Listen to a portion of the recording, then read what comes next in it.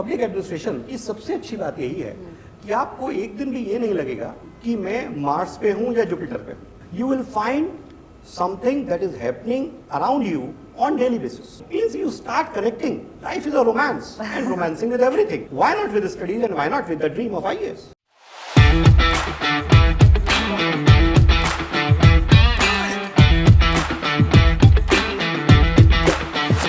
Hello everyone, my name is Nikita and welcome to Unacademy.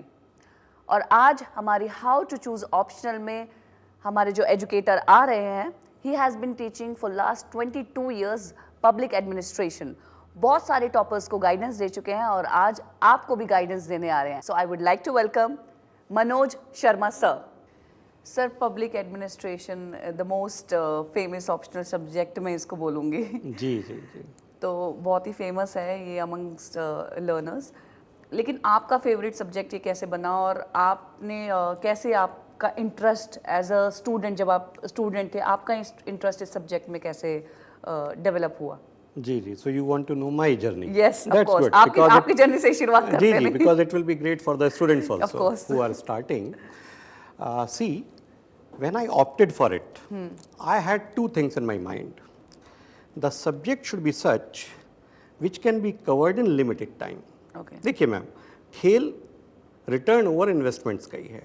मैं कितने effort लगा रहा हूँ और मुझे क्या गेन हो रहा है। There were other subjects also and all subjects are good. I never say any subject is bad. सारे ही सब्जेक्ट्स अच्छे होते हैं। लेकिन पब्लिक एडमिनिस्ट्रेशन में जो मुझे एक ROI हमेशा समझ में आया, इसका हायर है। अच्छा। रीज़न, पहले 2 ऑप्शनल हुआ करते थे हमारे टाइम में, तो अब एक ऑप्शनल है। लेकिन एक ऑप्शनल के साथ भी ये GS पेपर 2 अगर आप देखें सिलेबस में 80% कवर कर जाता है। तो यानी कि मेरा ड्यूप्लीकेशन ऑफ वर्क कम कर लिया। और यही बेसिक मैनेजमेंट ऑफ एजुकेशन भी है। अगर आप कर रहे हैं कोई चीज़ तो ऐसा करना चाहिए where things are reinforcing each other. ऐसा ना हो कि मैं इसको अलग से कर रहा हूँ और उनको अलग से कर रहा हूँ। So actually it can be done, but होगा क्या, मुझे 2 बार एफर्ट लगाने पड़ेंगे।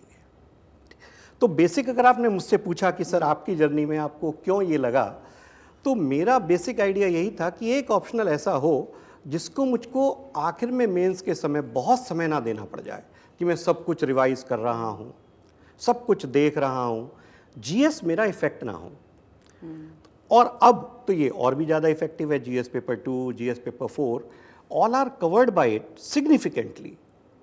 ये तो सर आपने मतलब बहुत ही स्मार्टली अपना चूज किया और आपने बड़ा स्मार्टली सोच के चूज किया था। लेकिन आपको इंटरेस्ट, उससे पहले इंटरेस्ट भी तो एक फैक्टर होता है, तो आपको इंटरेस्ट का रीज़न है। देखिए, when I am going for civil services, so definitely I have to have an idea that when I will be facing the interview board also, I should appear to be slightly fit at least, if not completely fit. Definitely it will be training program afterwards.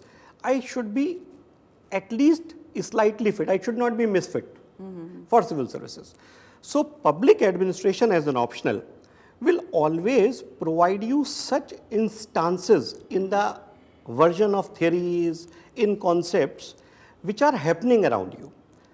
मान लीजिए अगर आपसे पूछा जाए कि law and order administration क्या रहता है, ठीक है, क्वेश्चन आता ही है, सिलेबस का पार्ट है। तो किसने हमने अपने, जब हम घर से बाहर निकलते हैं तो 2 ही लोग देखिए हम टकराते हैं। एक तो पोस्टमैन हमारे घर आता है और जब हम बाहर निकलते हैं तो पुलिसमैन से। यंगस्टर्स के तो ज़्यादा एनकाउंटर होते रहते हैं। तो किसने लॉ एंड ऑर्डर एडमिनिस्ट्रेशन नहीं देखा? अब सवाल सिर्फ ये हो गया कि मैं अपने थॉट्स को ऑर्गेनाइज करूं और उसको लिख पाऊं। दूसरी बात जो मेरे चुनने का कारण था कि अगर मैं इंटरव्यू के लिए जाता हूं तो मुझे पहले ही मालूम है कि एक सिविल सर्वेंट में क्या क्वालिटीज़ हैं और उससे क्या एक्सपेक्टेशंस हैं। ठीक है, मेरी ट्रेनिंग नहीं हुई, वो तो LBS लबासना में बाद में ही होगी, बाद में। हाँ, ठीक है। लेकिन मैंने पढ़ पहले ही लिया, तो मैं थोड़ा सा ओरिएंटेशन मेरा वो एक ब्यूरोक्रेट फिटनेस का आ जाता है।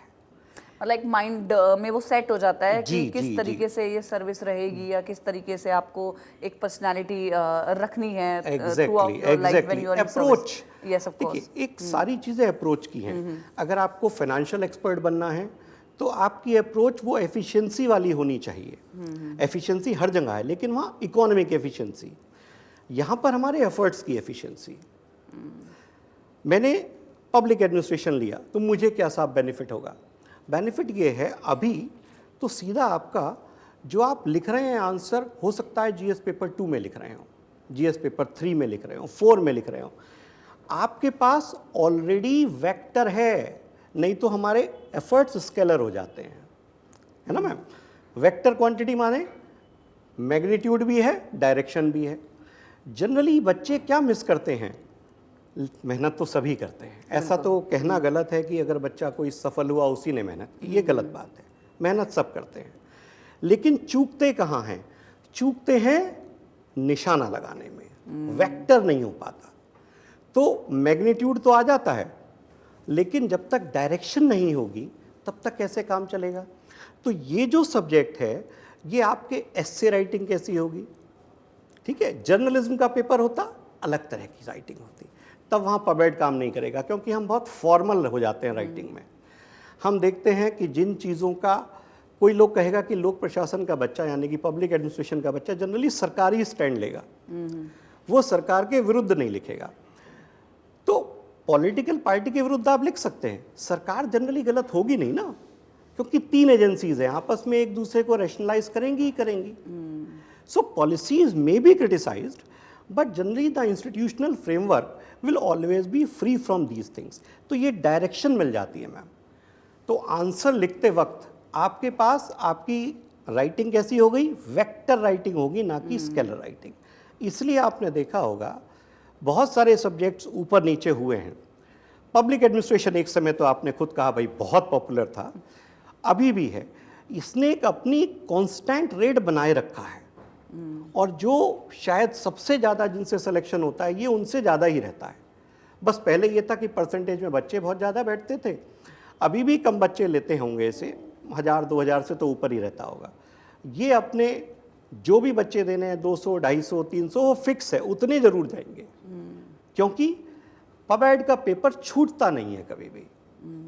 आप इधर उधर थोड़ा बहुत लिख सकते हैं, ऐसा नहीं होगा कि क्वेश्चन मुझे समझ में नहीं आया। Things are happening around yourself and you have an idea. अच्छा, मतलब सब्जेक्ट ने अपना दबदबा बना रखा अभी तक। जी जी जी जी जी जी तो सर, एक ऑप्शनल सब्जेक्ट का कितना यूपीएससी प्रिपरेशन में कितना रोल होता है और कितना इम्पोर्टेंट होता है एक optional subject? Ma'am, optional subject के चॉइस करना एक इम्पॉर्टेंट तो है। देखिए, सबसे पहले तो मैंने आपसे क्या कहा, सारे सब्जेक्ट अच्छे हैं। अगर बच्चे ने किसी चीज़ में पहले ही स्पेशलाइजेशन किया हुआ है, तब तो उसको उसी में ही परस्यू करना चाहिए। लेकिन अगर मैं जिस सब्जेक्ट में पहले चला उसे मैं छोड़ना चाहता हूँ और नया सब्जेक्ट लेना चाहता हूँ, इंजीनियर हो सकता है, डॉक्टर हो सकता है, बीकॉम का स्टूडेंट हो सकता है, एनीवन, इंटरेस्ट की बात आ गई। जी जी, इंटरेस्ट की बात, तो वहाँ पर पब्लिक एडमिनिस्ट्रेशन बहुत इफेक्टिव हो जाता है। रीज़न सब एट पार हैं, यहाँ एक सेम लाइन से शुरू हो रहे हैं, क्योंकि ये ऑप्शनल बहुत ज़्यादा कहीं पहले पढ़ाया नहीं जा रहा। और अगर सच बताएं तो अगर किसी ने पॉपुलर किया है तो इट इज़ यूपीएससी। यूपीएससी ने ही पब्लिक एडमिनिस्ट्रेशन पॉपुलर किया है। पहले ये पेपर हुआ करता था, 1957 से ही होता था, लेकिन विद मैनेजमेंट होता था। ये 80s के एंड में आया कि 1987 में यूपीएससी ने पब्लिक एडमिनिस्ट्रेशन को अपना एक बेबी अलग तैयार किया। और रीज़न था, ऐसा नहीं कि वो फेवर करते हैं, no, it's a wrong statement, they never favoured it.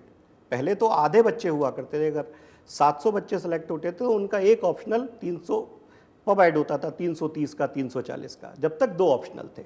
अब एक है तो सबका शेयर है। तो यूपीएससी किसी को फेवर नहीं करती है, किसी के अगेंस्ट नहीं है, लेकिन एक एडवांटेज मिल जाता है।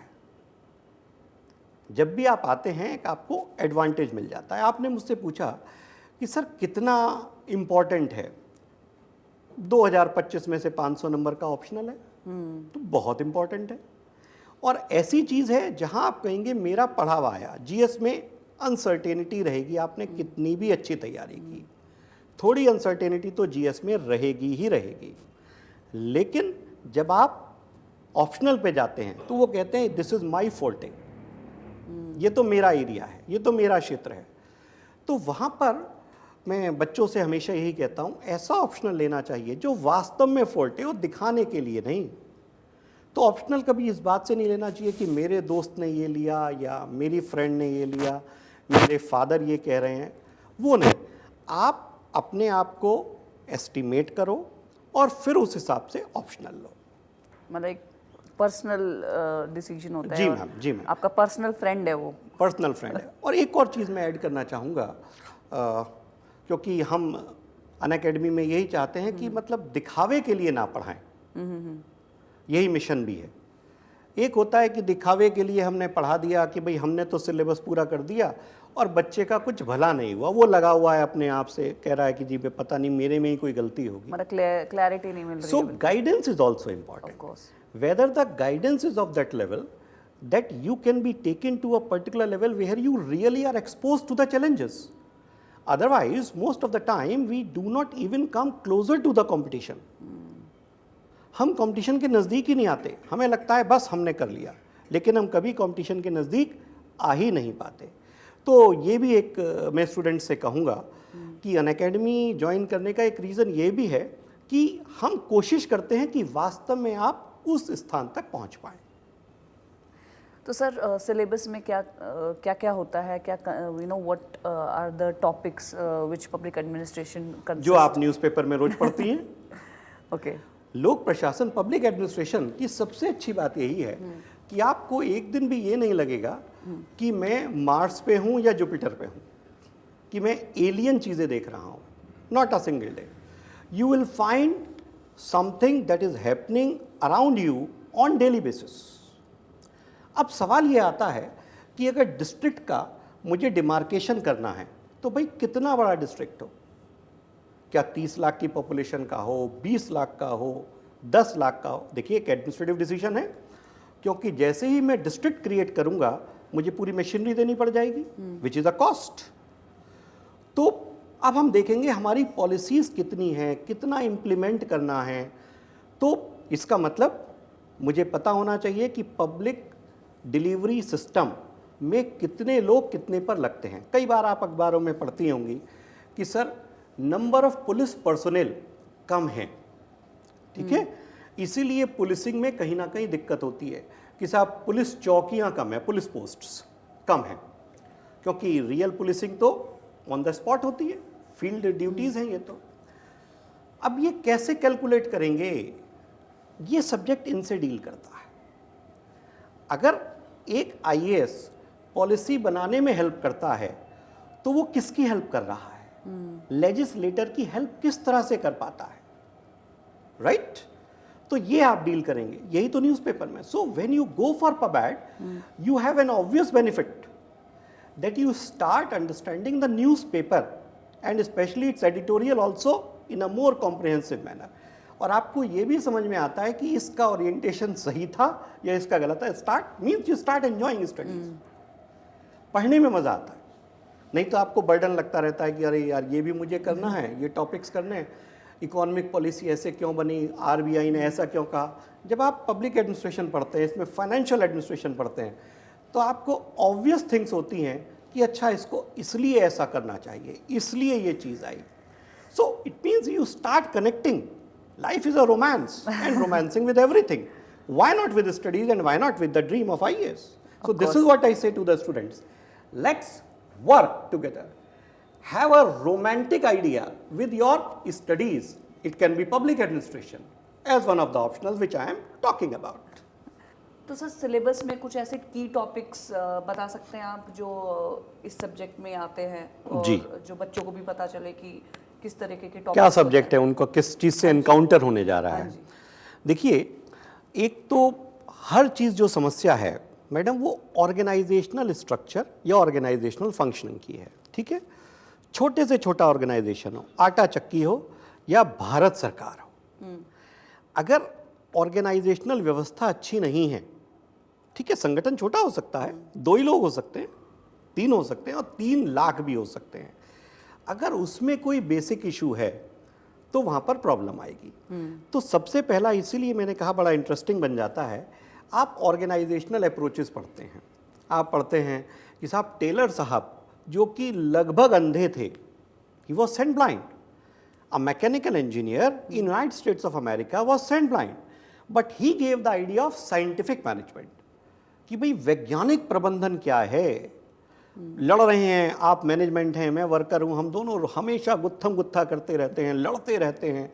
आप कह रही हैं मैं ज़्यादा प्रॉफिट ले जाऊंगी, तुम्हें कैसे वेजेस दे दूं, और मैं कह रहा हूं मेरी वेजेस ज़्यादा हों. टेलर साहब ने कहा अरे बहुत हो गया यार, समस्या तुम्हारी है रेस्ट्रिक्टेड आउटपुट, तुम कम उत्पादन कर रहे हो. जब रोटियां ही 4 हैं तो उन्हीं पे लड़ोगे ना. मैनेजमेंट कहेगा 3 मैं ले लेता हूं और तुम्हें 1 दूंगा.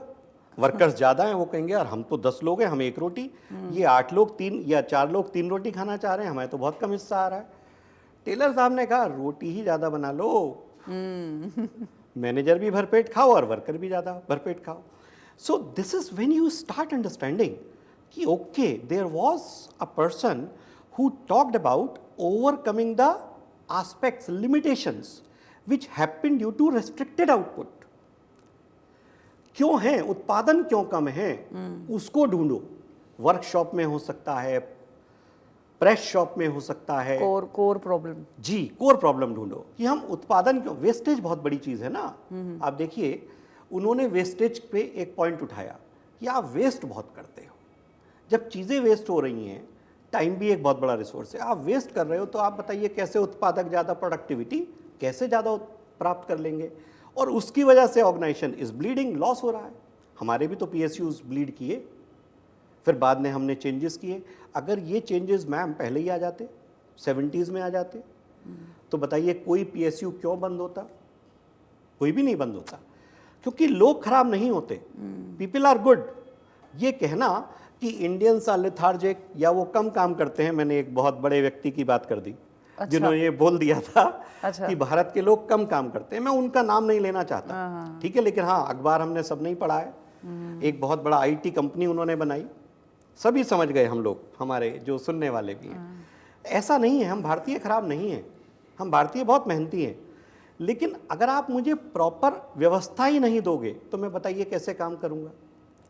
आप मुझे प्रॉपर व्यवस्था दीजिए. तो ऑर्गेनाइजेशनल इफेक्टिवनेस यहां हम समझते हैं. एक टॉपिक हुआ.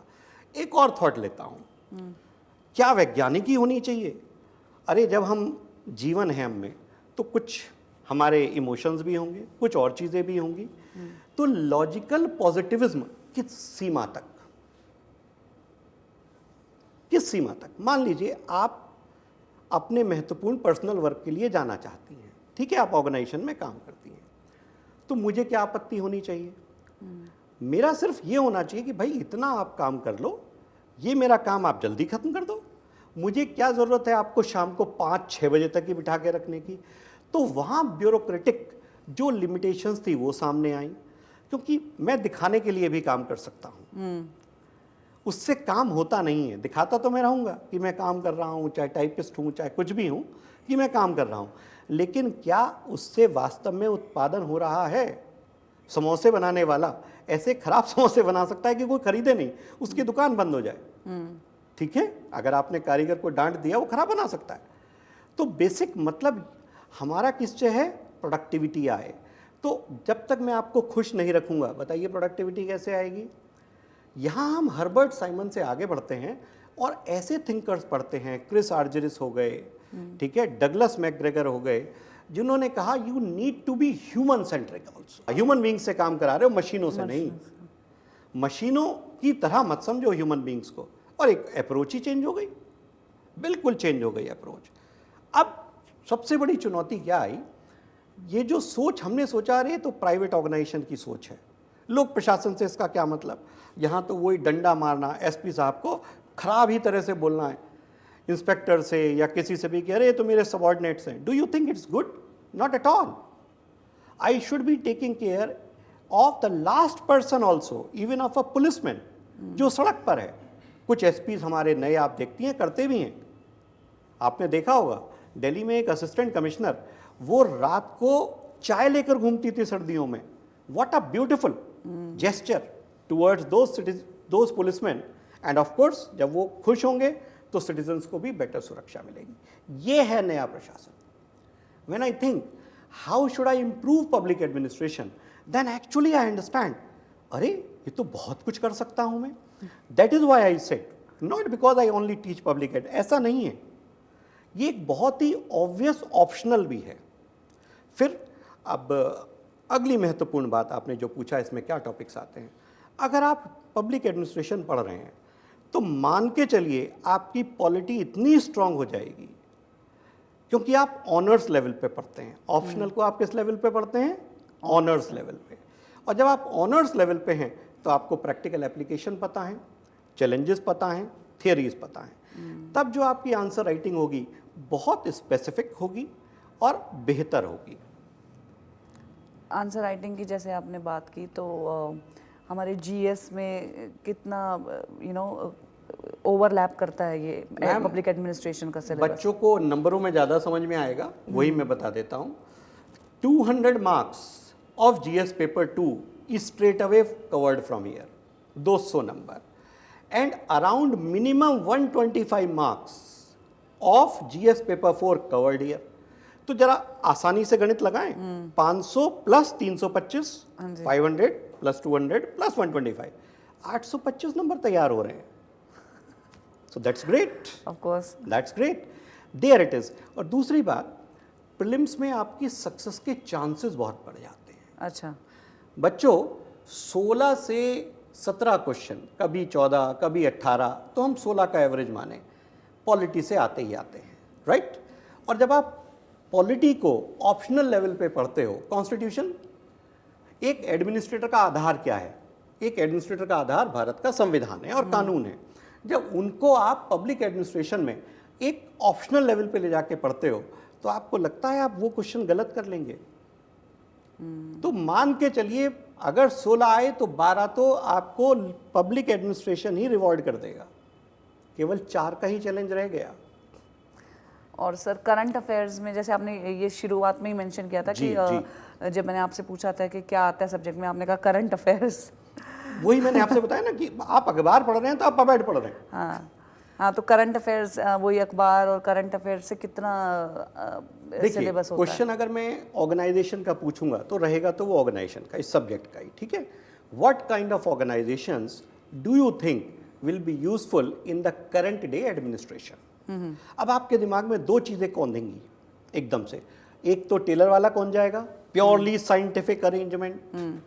और एक कौन जाएगा, आप कहेंगे अरे क्रिस आर्जरिस भी तो पढ़ा था, मैकग्रेगर भी तो पढ़ा था, ह्यूमन साइड ऑफ एंटरप्राइज क्यों ना हो? Why it should not be human side of enterprise?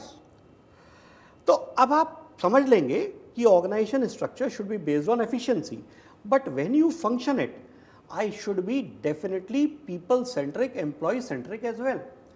मुझे व्यक्तियों पे कोई उनका शोषण थोड़ी करना है, उनसे काम ही तो लेना है. और खुश आदमी ज़्यादा अच्छा काम करेगा हमेशा. बिल्कुल. अगर किसी में कोई चीज़ मुझे लगा इसमें कमी है तो उसे फायर करने की जगह अगर मैं उसको एक ट्रेनिंग देकर उसको दूर कर दूं तो आपको नहीं लगता ज़्यादा अच्छा रहेगा? Why anyone should be afraid of any appraisal? उसको तो लगना चाहिए अरे मुझे ये भी मालूम पड़ गया, अब मैं और अच्छा, अब तो मैं अमिताभ बच्चन बन जाऊंगा. मुझे किसी ने बता दिया कि तुम ऐसे डिलीवरी करते हो यार डायलॉग्स की, जरा इस तरह डिलीवरी करो, राइट. जंजीर film, he took his all criticism in a positive manner and that made Amitabh Bachchan Amitabh Bachchan. तो हमारा एडमिनिस्ट्रेटर भी क्यों नहीं हो सकता? तो दैट इज वेयर, यही इसकी डायरेक्शन है. सबसे बड़ी बात बच्चों जो लोक प्रशासन में पब्लिक एडमिनिस्ट्रेशन को आपको मिलती है, आंसर यार डायरेक्शन एक ही है कि मुझे इंप्रूव करना है, क्वेश्चन कुछ भी हो. तो एग्जाम्पल्स ढूंढने में दिक्कत नहीं होती. मान लीजिए पंचायत पे क्वेश्चन आ गया, पंचायती राज, ठीक है, नाम तो ऐसा लगता है बड़ा टेक्निकल सा है. कॉन्स्टिट्यूशन में आर्टिकल्स भी ढेर सारे हैं, पार्ट 9 में, ठीक है. 243 से 243O तक खूब सारे आर्टिकल्स लगे हुए हैं. बट अगर पर्पस आप समझें, local self government at the rural level, क्या आइडिया है? That you are able to somewhere deliver at the lesser levels, ठीक है जी. प्रशासन जाएगा, मान लीजिए एसडीएम साहब गए, जा सकते हैं, खूब मेहनती भी होते हैं हमारे अधिकारी, ऐसा नहीं है, गलत इमेज भी जाती है, बहुत मेहनती अधिकारी होते हैं. मेरे तो बहुत सारे स्टूडेंट्स हैं कम से कम 250 पौने 300 को तो जिनसे मैं टच में रहता हूँ, ठीक है, अच्छा, जो आईएएस और आईपीएस की पोजीशंस में ही है। वाह सर, आप और मुझे बहुत कभी पहुंच है मतलब। जी मैम, मैं कोई पहुंच नहीं है, क्योंकि एक जो नाता है ना मैम, टीचर एंड टॉट का, ये प्योरेस्ट रिलेशन है, क्योंकि वो भी जानते हैं मैंने कभी उनको पढ़ाते वक्त ये नहीं सोचा कि बस सिलेबस खत्म करके निकल जाऊं। हाँ, ये इंश्योर किया कि अगर दम है तो यार कूद ही जाना, खत्म बात, करके निकलो, पास हो जाओ। So the basic idea is, वो मेहनत करते देखा है मैंने उनको, स्ट्रगल करते देखा है। ऐसा नहीं है कि वो बैठकर सो रहे हैं, उनको जब बाढ़ आती है तो वो खुद अपने जा रहे हैं, सब कुछ खुद ऑन फील्ड करते हैं। तो ऐसा नहीं है एडमिनिस्ट्रेटर्स खराब हैं, दे आर गुड। हमारे पास एग्जाम्पल्स बड़े आसान मिलते हैं। मैंने आंसर लिखा और बीच बीच में 2 या 3 बढ़िया एग्जाम्पल डाल दिए। नहीं तो बच्चे क्या करते हैं बेचारे, नेट पे एग्जाम्पल ही ढूंढ रहे होते हैं किसी और के। आप किसी और के शब्द नहीं बोल सकते, कभी नहीं बोल सकते।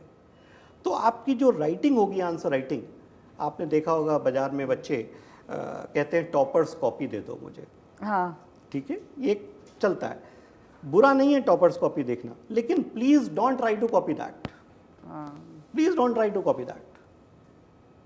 अगर सफल होना है तो वहां से सिर्फ ये देखो कि रिलेवेंस किस तरह से लाते हैं, बस लिखो अपना freely, because writing an exam is an art, science are the facts. उसी का ही तो टेस्ट हो रहा है, उसी का टेस्ट हो रहा है।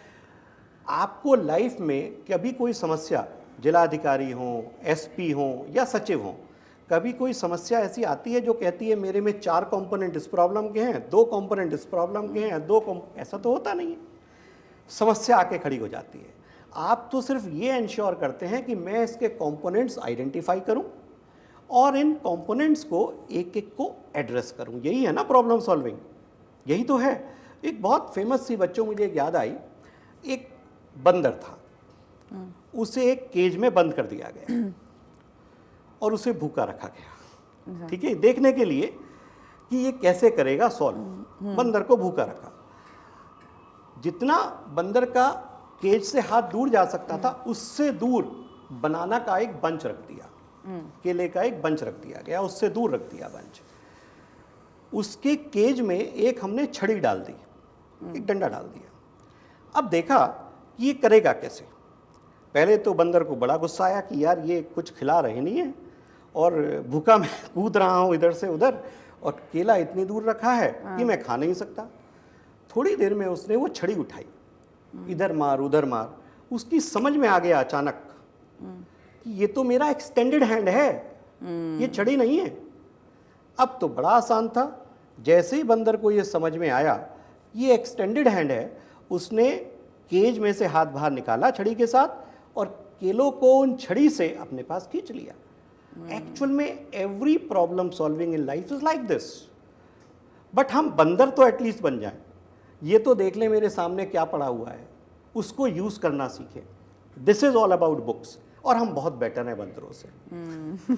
तो इसलिए कोई चिंता की बात नहीं है। अगर बच्चा कोई ऑप्शनल की तैयारी किसी भी या सिविल सर्विस की तैयारी करता है तो can be very successful provided is aware how to use the resources. एक छड़ी तो थी, फल सामने रखा हुआ है, the result is in front of you, but how will you bring it closer to yourself, there remains an art. Amazing. तो सर जैसे कि आपने कहा कि 250 ऑलमोस्ट 250 टॉपर्स हैं जो आपसे पढ़े हुए हैं। आईएएस और आईपीएस जो होंगे, जो अभी भी तो जो मतलब अभी सर्विस पहले में। आईएएस का मतलब है मैम, पहले तो सीट्स कम होती थी, पहले 60 में अगर आप नहीं आए तो आईएएस नहीं मिलता था, अच्छा। ठीक है। अब तो मिल जाता है, थोड़ा ऊपर भी 68-69 तक मिल जाता है, और बच्चे कुछ फॉरेन सर्विस भी भर देते हैं तो 73 तक भी आईएएस मिलता है। तो इसका मतलब वो 100-125 बच्चे तो ऐसे हैं ही जिनकी रैंक पहले 60 में रही होगी। आईपीएस तब भी मिल जाता था 185-200 पे, तो बहुत सारे आईपीएस भी हैं, आईआरएस भी हैं। It's lot of, every service is तो गुड। ऐसे कोई स्टूडेंट्स बताइए सर जो आपसे पढ़े हों, टॉपर्स हों, या फिर जो सर्विस में अभी भी। हाँ जी, अभी सारी सर्विस में होंगे मेरे बताइए। से, जिन्हें मैंने पढ़ाया हुआ है, बताइए। सभी सर्विस में होंगे। सूर्यपाल गंगवार अभी डिस्ट्रिक्ट कलेक्टर हैं, लखनऊ के, अभी लखनऊ के डिस्ट्रिक्ट कलेक्टर हैं। अच्छा। सो ही इज देयर, ठीक है। करिश्मा नायर करंट स्टूडेंट है, she is there at present in Maharashtra, अभी पब्लिक एडमिनिस्ट्रेशन से 2 साल पहले ही सेलेक्ट हुई हैं and she was a topper. तो सर क्या स्ट्रैटेजीज थी उनकी, आप क्या गाइडेंस दिया आपने उन्होंने जो उन्होंने मैं आपको एक चीज़ टॉप कर बताऊं। लिया? जी, आपको एक चीज़ बताऊं, मुश्किल नहीं। पहला तो मेरा सभी बच्चों से ये निवेदन है, बिल्कुल मत सोचो ये कठिन है, पहली चीज़, क्योंकि एटीट्यूड पे सब कुछ डिपेंड करता है, ठीक है। कोई जटिलता नहीं है, जटिलता हमारे मन में होती है कि मैं ये भी करूं, ऐसे भी करूं। इतने सरल बनो कि आपकी समझ में आए कि यार ये तो अगर मैं आंसर बस ये 8 पॉइंट, पहले 4 पॉइंट्स फिर 4 पॉइंट, आंसर तो मैं दे पा रही हूँ या दे पा रहा हूँ, क्यों उसको मुश्किल करना। 60 साल का एग्जामिनर आपकी कॉपी जांचेगा, उसकी ज़िंदगी भी तो बेचारे की सरल रखो, उसे दिखाई पड़ना चाहिए कि हाँ ये आंसर है, मिल गया, आपको नंबर दे देगा। बूझो तो जाने, जब आंसर राइटिंग इस फॉर्म में होती है, try if you can find, let's see. हम लिखते हैं, मैं तो बहुत अच्छा लिख कर आई हूँ आंसर और मेरा सिलेक्शन नहीं हुआ। बेटा आपने कुछ और लिखा होगा, जो चाहिए था वो नहीं लिखा, तभी तो गलती हुई। So this is what I try to help my students, I keep motivating them almost on daily basis. पहला तो ये देखो, ये लाइफ में चाहिए, क्योंकि प्रेशर बहुत है। अरे ये एग्ज़ाम तो बहुत मुश्किल है, किस बात का मुश्किल एग्ज़ाम है, कवरेज है, डिस्टेंस ज़्यादा है बस। दिल्ली से आगरा जाना है 200 किलोमीटर है, दिल्ली से बॉम्बे जाना है 1300 किलोमीटर है, बस इतना ही अंतर है। एसएससी आगरा है, यूपीएससी बॉम्बे है। अगर चलने का दम है तो पहुंच जाओगे, कुछ खास नहीं करना है। आगरा भी चल के ही जाना था, बॉम्बे भी चल कर ही जाना है। ना कोई एग्ज़ाम कठिन है ना कोई सरल है, अपने अपने लेवल में कंपटीशन होता है। अगर आपको लगता है मैं ज़्यादा चीज़ें पढ़ सकता हूँ या पढ़ सकती हूँ, UPSC is the exam for you. बहुत अच्छा एग्ज़ाम है। और मैं तो आपको एक, आपने पूछा तो एक बड़ा इंटरेस्टिंग सा वाक़या बताता हूँ। एक यहीं पर मिनिस्ट्री में एक सेक्रेटरी थे, मैं नाम नहीं ले पाऊंगा क्योंकि वो अभी भी अच्छा। है। वो अपने बेटे को लेकर आए कि सर इसका एडमिशन यहाँ पे होना चाहिए। तो जो काउंसलर्स थे उन्होंने कहा आप सर से भी मिल लीजिए। तो मैंने उनसे पूछा कि भाई इस बच्चे का इंटरेस्ट है। बच्चे से मैंने बात की, बच्चे ने कहा मैं तो यहाँ यूएस में एमबीए करना चाहता हूँ, मेरा ज़रा भी इंटरेस्ट नहीं है कि मैं यूपीएससी की तैयारी करूँ। बड़ी इंटरेस्टिंग सी इक्वेशन सामने है, फादर ब्यूरोक्रेट है, फादर चाहता है ये। तो मैंने उसके बच्चे के सामने ही बात की, तो उन्होंने मुझसे एक बहुत अच्छी बात कही कि सर देखिए, ये ज़िंदगी में प्राइवेट में रहे, पब्लिक में रहे, कहीं भी रहे, अगर यूपीएससी की तैयारी कर लेगा तो डेफिनेटली औरों से बेटर हो जाएगा, क्योंकि कॉम्प्रिहेंसिव अप्रोच इसमें ज़रूर आ जाएगी। इससे ये पता चल जाएगा economics is not devoid of society, ये इसे जरूर मालूम पड़ जाएगा। ऐसा नहीं रहेगा, इसे ये भी मालूम पड़ जाएगा when I am pursuing economic goals I also need to pursue environmental applications. ऐसा नहीं होगा कि पर्यावरण को अलग रख देगा कि भाई उसको तो अलग स्पेशलिस्ट बताएगा।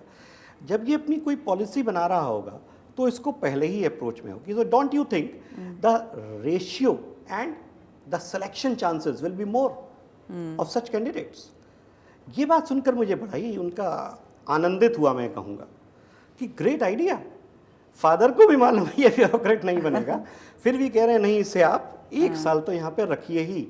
और यही उन्होंने उससे शर्त रखी, इसके बाद मैं तुम्हें यूएस का दे दूंगा, क्योंकि भाई महंगा पड़ेगा यूएस में एमबीए करना। तो सिंपल सी शर्त, तुम इसकी तैयारी कर लो। So there can be an number of things, but civil services prepare you for real good life. तो सर कितना वास्ट सिलेबस है इस सब्जेक्ट का? मैम ये तो आंसर मैं आपको कहूँगा। सबसे पहला जो क्वेश्चन था, आपने पूछा था सर आपने क्यों चुना। हाँ। अगर वास्ट होता तो मैं सच में नहीं चुनता। अच्छा। क्योंकि मेरे लिए सीधी बात थी, इंटरेस्ट जो आ रहा है किसी उस पर, वो भाई ज़्यादा से ज़्यादा है तो कम पूंजी में जहाँ ज़्यादा इंटरेस्ट मिलेगा वहीं निवेश करूँगा ना। अच्छा, मतलब सिलेबस भी वास्ट नहीं है सिलेबस और कॉम्पैक्ट है, बहुत ज़्यादा ओवरलैपिंग है। हाँ। कि जीएस भी मेरा कवर हो रहा है। और दूसरी बात, मेरे सारे आंसर राइटिंग को ये बेटा वेक्टर बना रहा है, जिसमें मैग्नीट्यूड तो हर बच्चा मेहनत करता है लेकिन डायरेक्शन मिस हो जाती है। तो ये आपको डायरेक्शन दे रहा है कि यूपीएससी का एग्जामिनर है तो एक्सपेक्ट क्या कर रहा है, कौन से एग्जाम्पल्स एक्सपेक्ट कर रहा है। भले ही मैं आंसर इंडियन इकोनॉमी का लिख रहा हूँ, लेकिन आरबीआई की कौन सी पॉलिसीज का एग्जाम्पल डालूंगा या डालूंगी कि मेरा 1 नंबर बढ़ेगा, आधा नंबर बढ़ेगा। देखिए 20 क्वेश्चन में अगर हर में आप आधा आधा नंबर का भी फर्क डाल लिया, आप हर पेपर में 10 नंबर ऊपर चले गए। तो आप ये देखेंगे कि पबैड के स्टूडेंट्स सूनर और लेटर लिस्ट में घुस जाते हैं, वो लिस्ट में पहुंच जाते हैं। वो रीजन ये है कि उनका एक बाकी चीज पे एक अप्रोच बन जाती है। That is where I say that this can be a good optional. So this is also a securing. हाँ जी, मार्क्स तो बिल्कुल देखिए पबैड में बहुत कम नंबर आ ही नहीं सकते, ठीक है, इसमें बहुत मेहनत करनी पड़ेगी आपको बहुत कम नंबर लाने के लिए। कितना गलत लिखोगे यार, पढ़ा हुआ है, कॉम्पैक्ट सिलेबस है, हाँ आपके नंबर 235 240 रह सकते हैं, अच्छा लिख गए तो 330 जा सकते हैं।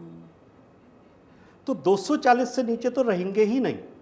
और बच्चा आप मेरा जो अनुभव रहा है, जो बच्चा रेगुलर रहा है मेरे साथ, आज के टाइम में पहले मैम ये 600 नंबर का पेपर होता था, तो हम 350 कहते थे, 350 तो आने ही आने, इससे नीचे तो आ ही नहीं सकते अगर रेगुलर रहे हो आप। लेकिन बच्चे क्या सोचते हैं आजकल, एक ये डिजिटल वर्ल्ड में बच्चों को लगता है क्लास में जाने की क्या ज़रूरत है, मैं तो बाद में कर लूँगा।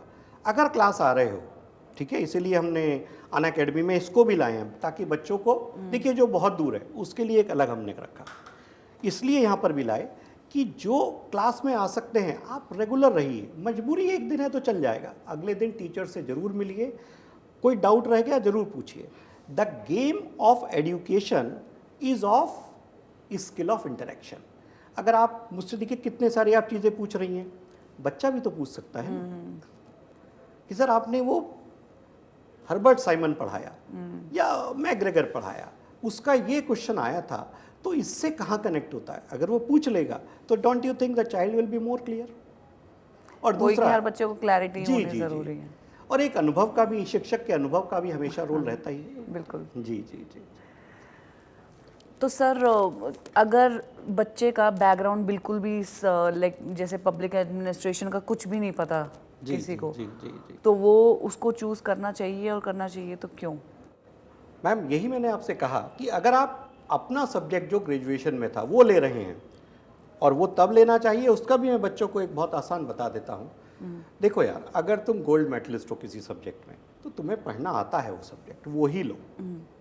अगर आपको लगता है, जैसे हमने भी भाई ग्रेजुएशन की, कि ग्रेजुएशन तो एक टाइम था, एक एज भी होती है कि थोड़ा सा मजा किया, थोड़ा इस तरह से किया। अगर आपको लगता है मैं पास तो हुआ, भले ही फर्स्ट डिवीज़न आई, लेकिन मुझे सारी थ्योरीज और सारे कॉन्सेप्ट्स नहीं पता हैं, तो एक नया ऑप्शनल लेना है, तब पबैड बहुत अच्छा ऑप्शनल हो जाता है। रीज़न ये, जो भी पबैड लेंगे वो सब एट पार हैं, बराबर हैं, किसी को प्रीवियस एडवांटेज नहीं मिल सकता, सब बराबर है। जो भी ज़्यादा अच्छा पढ़ रहा है वो सेलेक्ट हो जाएगा, that student will be selected.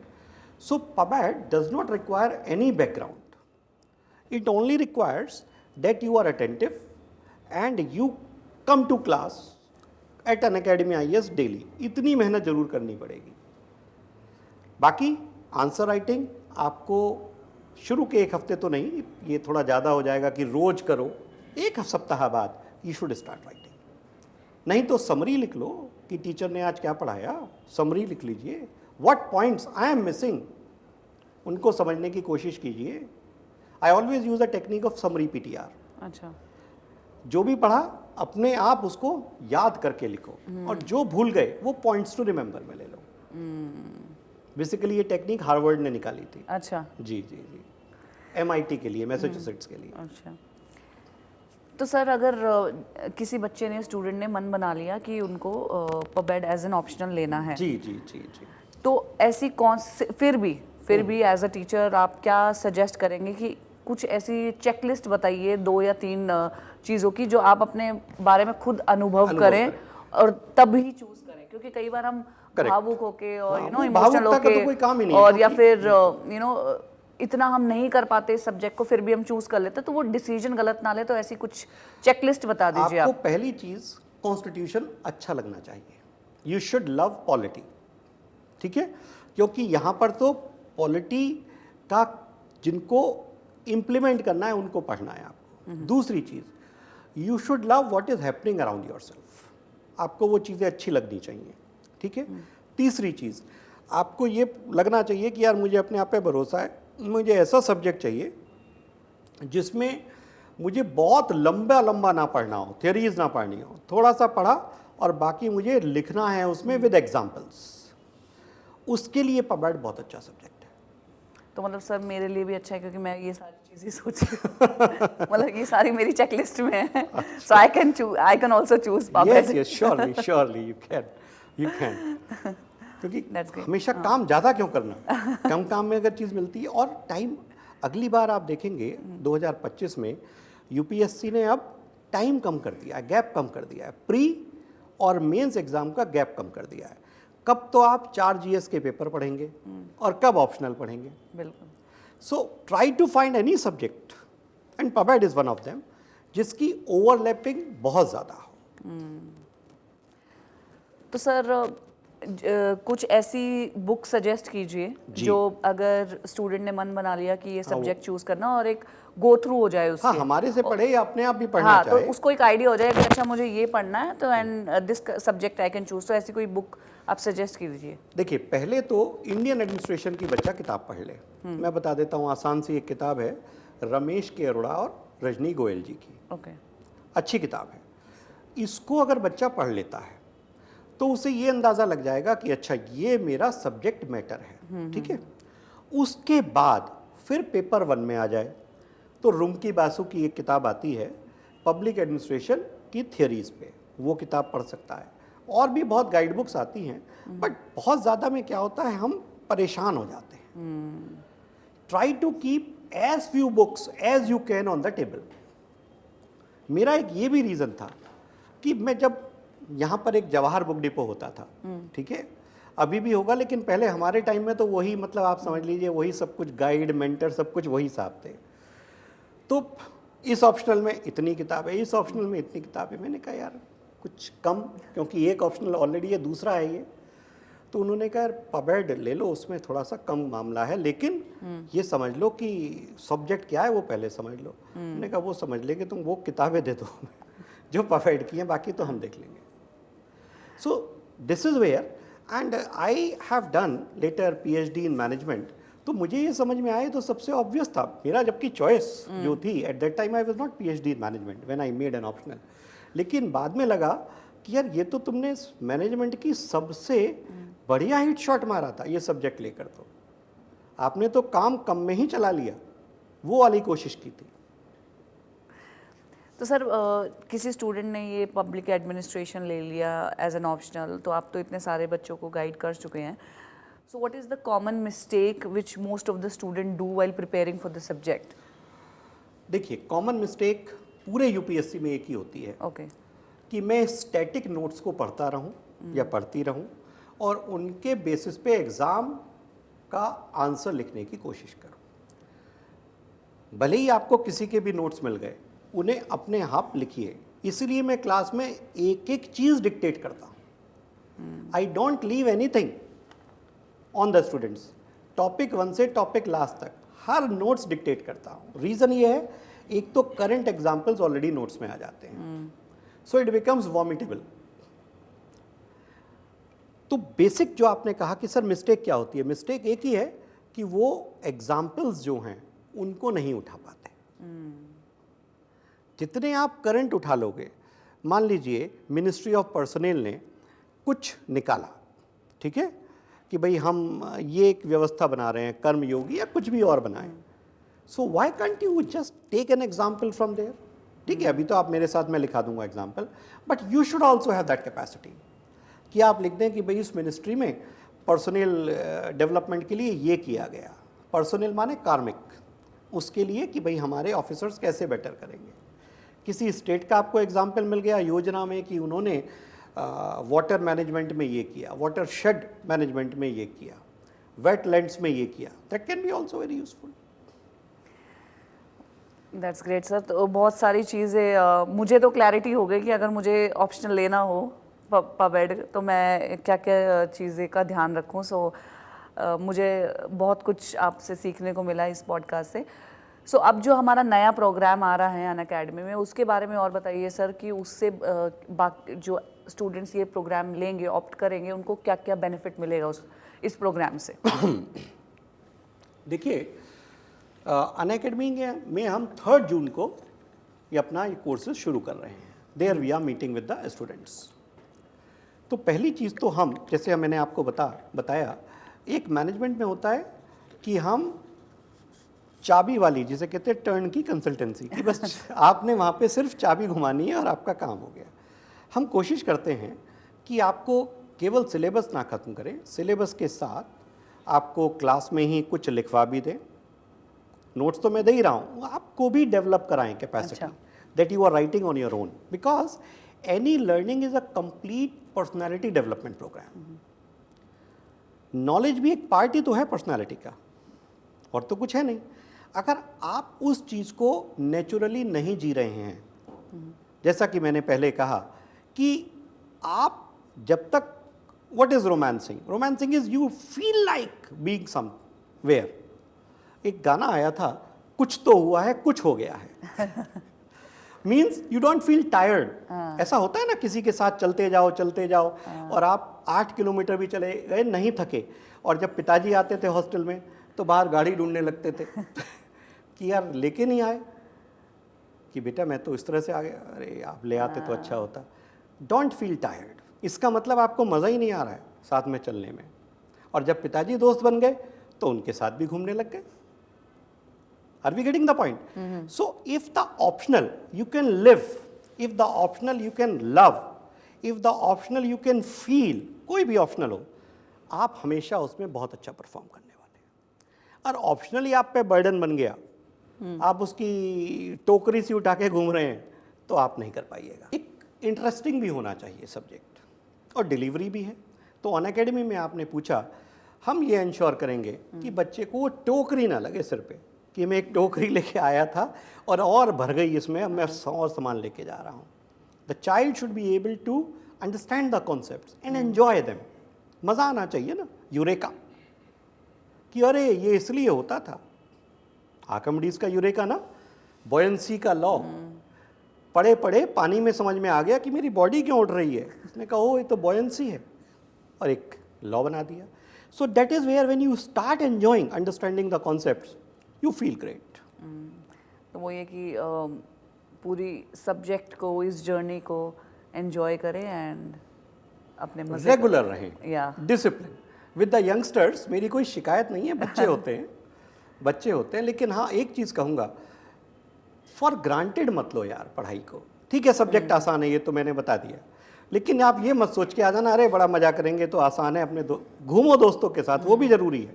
ये ज़िंदगी में नहीं घूमे तो कब घूमोगे इस उम्र में। लेकिन जब पढ़ रहे हो, do it like as you are doing a very serious business. उस तरह से काम करिए। मतलब जब दोस्तों के साथ घूम रहे हो तो पैशन से घूमो, और पढ़ रहे हो तो भी पैशन से जी, पढ़ो। दोनों चीज़ एंजॉय से करो। आप क्यों थकते हैं? थकने की ज़रूरत नहीं है ना पढ़ने में। इसका मतलब आपको चीज़ें समझ में नहीं आई। समझ में आ जाएंगी तो थकान होगी ही नहीं, आप लगे रहते हैं, करते रहते हैं। मैथ्स में आप क्लास 9, 10th याद कीजिए, जिस बच्चे के नंबर कम आते थे गणित में, वो सबसे कम पढ़ता था, और जिसके पूरे आते थे वो हर टाइम मैथ्स पढ़ता रहता था। आखिर जबकि पढ़ना उल्टा होना चाहिए। ऐसा क्यों ना हुआ? क्योंकि उस बच्चे की बेचारे की समझ में कम आई मैथ्स, तो उसका मन हट गया। ऐसा नहीं था वो बच्चा खराब था, बच्चा वो भी अच्छा था। उसके साथ बस हमने प्रयास नहीं किया। अगर हम उससे भी समझा देते, अरे ये कुछ मुश्किल नहीं है यार, देख ऐसे सीख, ऐसे ऐसे ये फॉर्मूला आते हैं, तो इन फॉर्मूले से डर रहा है, सिंबल से डर लग रहा है शायद, ये भी ऐसे ही तो हैं, जैसे ये मान लीजिए ये बछड़ा है, ये गाय है, ये है, इनको ऐसे मल्टीप्लाई कर लेते हैं या इनका ये फंक्शन बना लेते हैं। लो जी, डिफरेंशियल कैलकुलस पढ़ा लिया आपने, राइट? कुछ भी पढ़ा सकते हैं, बट इट शुड बी, बच्चे का भी मन लगना चाहिए। मैंने कहा ना, मेरी शिकायत नहीं है बच्चों से, लेकिन हाँ कभी कभी बच्चे थोड़ा कैजुअल हो जाते हैं, वो नहीं होना चाहिए। जब पढ़ने आए हो यार, एक अच्छे इंस्टीट्यूट में आ रहे हो, मन भी बनाया है, इंस्टीट्यूट भी बेस्ट टीचर्स आपके लिए अरेंज कर रहा है, फिर क्यों नॉन सीरियस हो? बेस्ट करो। So thank you so much sir, बड़ा बहुत ही सारी इन्फॉर्मेशन गैदर हो गई है इस पॉडकास्ट से, जी, एंड आई जी, होप जो सारे स्टूडेंट्स के जितने भी डाउट्स थे ऑप्शनल चूज़ करने के वो क्लियर हो गए होंगे। नहीं हुए तो आपसे आके और क्लैरिटी ले सकते हैं यहाँ पे अन अकेडमी सेंटर टीचर में। And taught relation should be the purest relation. Of course, बिना डर का, कोई भय नहीं होना चाहिए। बिल्कुल। ये नहीं कि इस टीचर ने तो बहुत हाईली क्वालिफाइड है, इससे मुझे डर किस बात का। हाईली क्वालिफाइड तो और झुक जाएगा ना आपकी तरफ, और आसानी से समझाएगा आपको बिल्कुल बिल्कुल। कि अरे कुछ मुश्किल नहीं है, ऐसे कर लेते हैं। अनुभव का मतलब तो यही है ना कि हम और आसान करें, ना कि जटिल करें। तो बहुत सबको स्टूडेंट्स को समझ में आ ही गया होगा। Thank you so much sir, thank you. Thank you so much, thank you so much. And आपने अच्छे से पूछा कि बच्चों का भला हो सके। So students, thank you so much. सोचिए, समझिए, डरना बंद कीजिए, ये पहली ज़रूरत है। Life is all about an attitude, और कुछ भी नहीं है जीवन। Bye bye, God bless you.